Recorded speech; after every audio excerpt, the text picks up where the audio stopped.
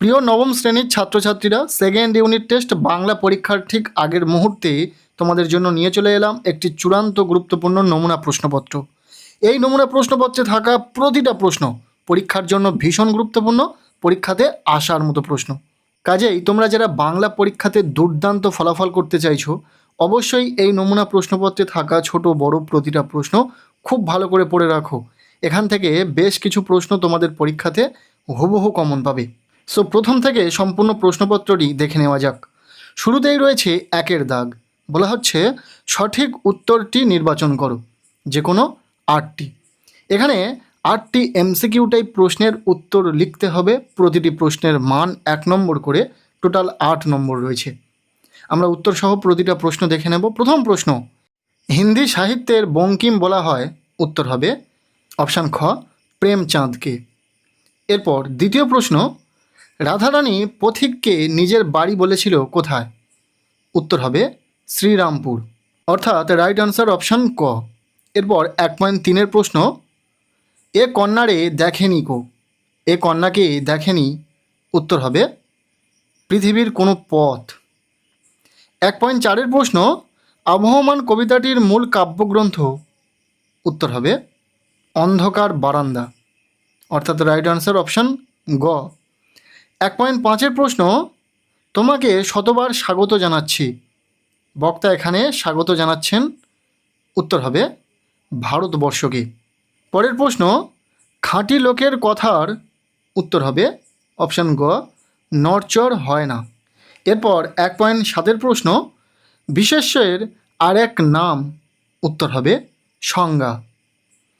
1.8-এর প্রশ্ন, ভ্রমণ শব্দটি হল। উত্তর হবে ক্রিয়াবাচক বিশেষ্য। 1.9-এর প্রশ্ন, আমার কত কাজ পড়ে আছে। এগুলির মধ্যে সঠিক উত্তর ব্যক্তিবাচক সর্বনাম, অর্থাৎ রাইট আনসার অপশান গ। 1.10-এর প্রশ্ন, শঙ্কু অর্নিথন যন্ত্র তৈরি শেষ করেছিলেন।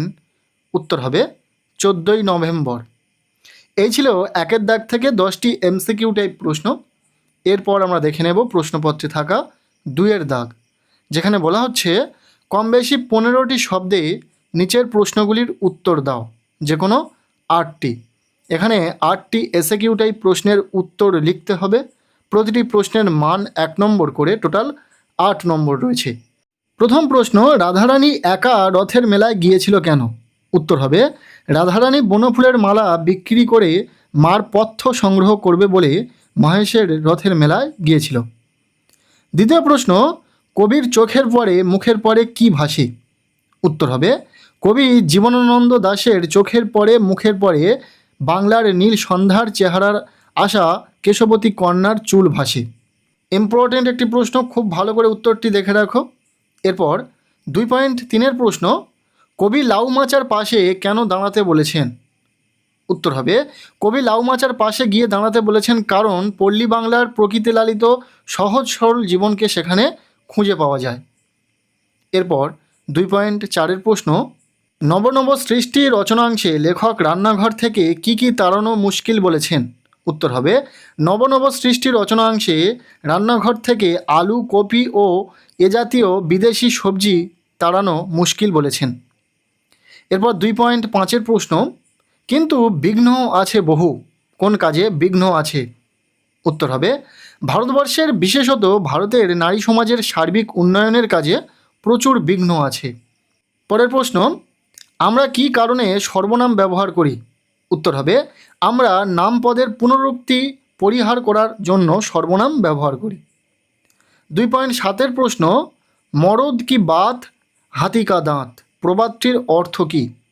উত্তর হবে প্রবাদটির অর্থ হল প্রকৃত মানুষ কথা দিলে সব রকমভাবে সেই কথা রাখার চেষ্টা করে, তার নড়চড় হয় না। এরপর 2.8-এর প্রশ্ন, ধাতুর সঙ্গে ড্যাশ যোগ হলে ধাতু ক্রিয়াপদে পরিণত হয়। উত্তর হবে ক্রিয়া বিভক্তি। এরপর 2.9-এর প্রশ্ন, আলংকারিক অব্যয়ের একটি উদাহরণ দাও। উত্তর হবে তুমি কিন্তু তাড়াতাড়ি চলে আসবে। 2.10-এর প্রশ্ন, কার্ভাস কোন জাতীয় পাখির ল্যাটিন নাম? উত্তর হবে কার্ভাস কাক জাতীয় পাখির ল্যাটিন নাম। এই ছিল 2-এর দাগ থেকে কিছু এসএকিউ টাইপ প্রশ্ন, যেগুলি আমরা উত্তর সহ আলোচনা করে দিলাম। এরপর রয়েছে প্রশ্নপত্রের 3-এর দাগ। বলা হচ্ছে কম বেশি 60 শব্দের নিচের যে কোনো একটি প্রশ্নের উত্তর দাও। এখানে 3 মার্কের প্রশ্ন রয়েছে। গল্প থেকে একটি প্রশ্নের উত্তর তোমাদেরকে লিখতে হবে। 2টি প্রশ্ন পরীক্ষাতে থাকবে। প্রথম প্রশ্ন, আলো জ্বালিয়া রাধারানী দেখিল টাকা বটে পয়সা নাহি। রাধারানীকে কখন সে আলো জ্বেলে উক্ত ঘটনাটি দেখেছিল?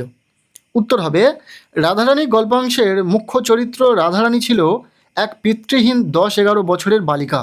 রথের মেলায় পরিচয় হওয়া প্রথিক রাধারানীর কাছে থেকে 4 পয়সা দিয়ে বনফুলের মালাটি কেনে, কিন্তু রাধারানীর পয়সাটি বড় মনে হয়। প্রথিক ডবল পয়সা ইত্যাদি বললেও রাধারানী সেটি বাড়ি এনে আলো জেলে পরীক্ষা করার কথা বলে। প্রথিককে বাইরে অপেক্ষায় রেখে চটমুকি ঠুকে আগুন জেলে রাধারানী দেখে তার অনুমানই যথার্থ। উত্তরটা যথাযথ পেয়েছ। এরপর রয়েছে প্রশ্নপত্রের 3.2-এর প্রশ্ন, বাঙালির সর্বশ্রেষ্ঠ সাহিত্য সৃষ্টি তার পদাবলী কীর্তনে। এই পদাবলী কীর্তনের কোন বৈশিষ্ট্যের দিকে লেখক ইঙ্গিত করেছেন? উত্তর হবে, লেখক সৈয়দ মুজতবা আলীর মতে পদাবলী সাহিত্যের প্রাণ আর দেহ দুটোই খাঁটি বাঙালি। একই সাহিত্যে শুধু যে মহাভারতের শ্রীকৃষ্ণ বাংলায় কানু হয়ে উঠেছেন তাই নয়, রাধাও হয়ে উঠেছেন একেবারে খাঁটি বাঙালি মেয়ে। ভাটিয়ালির নায়িকা, বাউলের ভক্ত, মুর্শিদার আশিক আর পদাবলীর রাধা একই চরিত্র হয়ে উঠেছেন। এরপর রয়েছে প্রশ্নপত্রের 4-এর দাগ।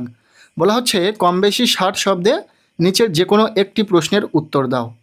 এখানে কবিতা থেকে 2টি প্রশ্ন রয়েছে। একটি প্রশ্নের উত্তর তোমাদেরকে লিখতে হবে। প্রশ্নের মান 3।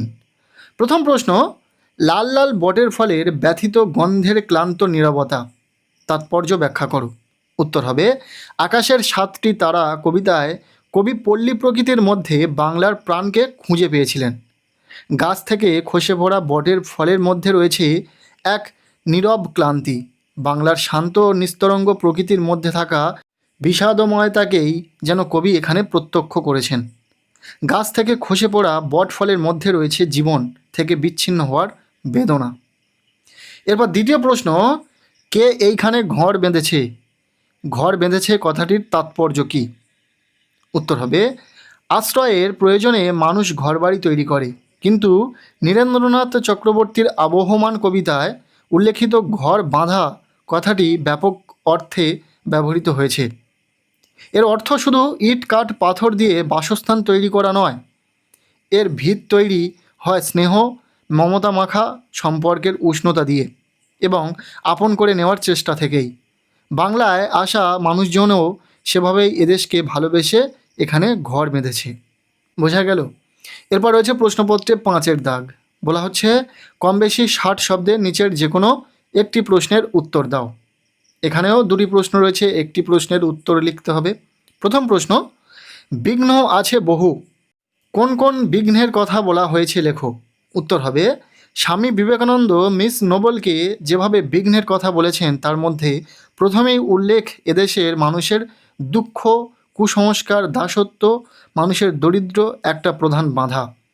জাতিভেদ ও অস্পৃশ্যতা তাদের আলাদা করে রেখেছে। ভয় অথবা ঘৃণা যে কারণেই হোক তারা শ্বেতাঙ্গদের এড়িয়ে চলে। এদের সঙ্গে নোবেল মিলতে চাইলে শ্বেতাঙ্গরাও তাকে সন্দেহ করতে পারে। এছাড়া গ্রীষ্মপ্রধান জলবায়ু এবং শহরের বাইরে সুখ স্বাচ্ছন্দ্যের অভাবও বাধা হয়ে উঠতে পারে। এরপর 5.2-এর প্রশ্ন, তাতে তোমার ও তাদের উভয়েরই সুবিধা হবে। কোন প্রসঙ্গে লেখক এ কথা বলেছেন উল্লেখ করো। উত্তর হবে, চিঠি রচনায় যেসব ইউরোপীয় এদেশে সমাজসেবায় কাজ করতে এসেছেন বিবেকানন্দ তাদের মধ্যে সেভিয়ার দম্পতির বিশেষ প্রশংসা করেছেন। তার মতে এরাই একমাত্র ইংরেজ যারা এদেশীয়দের ঘৃণা করেননি কিংবা এদের ওপরে প্রভুত্ব দেখাতে চাননি।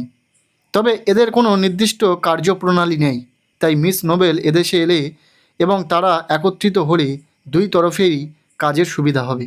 এরপর রয়েছে প্রশ্নপত্রের 6-এর দাগ। বলা হচ্ছে কম বেশি 120 শব্দে নিচের যে কোনো একটি প্রশ্নের উত্তর দাও। এখানে 2টি প্রশ্ন রয়েছে। একটি প্রশ্নের উত্তর লিখতে হবে। প্রশ্নের মান 5। বর্তমান যুগের ইংরাজি ও বাংলা আত্মনির্ভরশীল নয়। আত্মনির্ভরশীল ভাষা কাকে বলে? লেখকের এরকম মনে হওয়ার কারণ কি? আর দ্বিতীয় প্রশ্ন, রাধারানী গল্পাংশের পথিক চরিত্রটি আলোচনা করো। আমরা 5 মার্কের প্রশ্নের জন্য উত্তর এখানে লিখে দিইনি, 3 মার্ক পর্যন্ত আমরা উত্তর লিখে দিয়েছি। 5 মার্কের ক্ষেত্রে উত্তর লেখা নেই। যদি এই প্রশ্নগুলোর উত্তর তোমাদের কাছে অ্যাভেলেবেল না থাকে তাহলে অবশ্যই কমেন্ট করে জানাবে। এরপর রয়েছে 7-এর দাগ, বলা হচ্ছে কম বেশি 120 শব্দে নিচের যে কোনো একটি প্রশ্নের উত্তর দাও।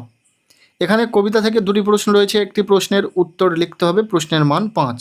প্রথম প্রশ্ন, আকাশে 7টি তারা কবিতায় কবির দেখা বাংলার রূপ নিজের ভাষায় বর্ণনা করো।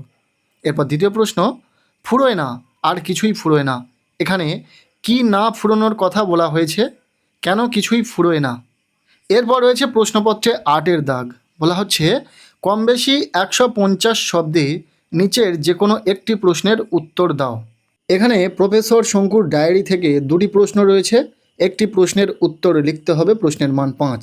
সো যে 2টি প্রশ্ন এখানে রয়েছে খুব ভালো করে পড়বে। প্রথম প্রশ্ন, আমার অর্নিথন যন্ত্র আজ তৈরি শেষ হলো, যন্ত্রটির পরিচয় দাও, এই যন্ত্রটির ব্যবহার কিভাবে শুরু হলো, ইম্পর্টেন্ট রয়েছে। এরপর দ্বিতীয় প্রশ্ন, কারভাসকে এখন সদর্পে বৈজ্ঞানিক মহলে উপস্থিত করা চলে, কিভাবে প্রফেসর শঙ্কু বুঝলেন যে কারভাস বৈজ্ঞানিক মহলে উপস্থিত হওয়ার উপযুক্ত হয়ে উঠেছে। এই 2টি প্রশ্ন খুব ভালো করে পড়ো, 2টি প্রশ্নই ভীষণ ইম্পর্টেন্ট। এই ছিল নবম শ্রেণীর ছাত্রছাত্রীদের জন্য সেকেন্ড ইউনিট টেস্ট বাংলা বিষয়ের একটি গুরুত্বপূর্ণ প্রশ্নপত্র। এই প্রশ্নপত্রে যে প্রশ্নগুলি তোমরা দেখলে ছোট বড় প্রতিটা প্রশ্ন খুব ভালো করে পড়ো, এখান থেকে বেশ কিছু প্রশ্ন তোমাদের পরীক্ষাতে হুবহু কমন পাবে। শুধু বাংলা নয়, ইতিমধ্যে আমরা বাংলা সহ প্রতিটা বিষয়ের সাজেশন কিন্তু শেয়ার করেছি এই চ্যানেলে। যারা চ্যানেলে নতুন অবশ্যই চ্যানেলটিকে সাবস্ক্রাইব করে রাখো পরবর্তী আপডেটগুলো সবার আগে পাওয়ার জন্য। আজকের এই ভিডিওটি কেমন লাগলো অবশ্যই কমেন্ট সেকশানে জানাবে। ভিডিওটি ভালো লেগে থাকলে লাইক করে দাও, চ্যানেলে নতুন হলে চ্যানেলটিকে সাবস্ক্রাইব করে রাখো, আর পারলে ভিডিওটি প্রচুর শেয়ার করে দাও। প্রত্যেকের বাংলা পরীক্ষা খুব ভালো হোক সবার জন্য।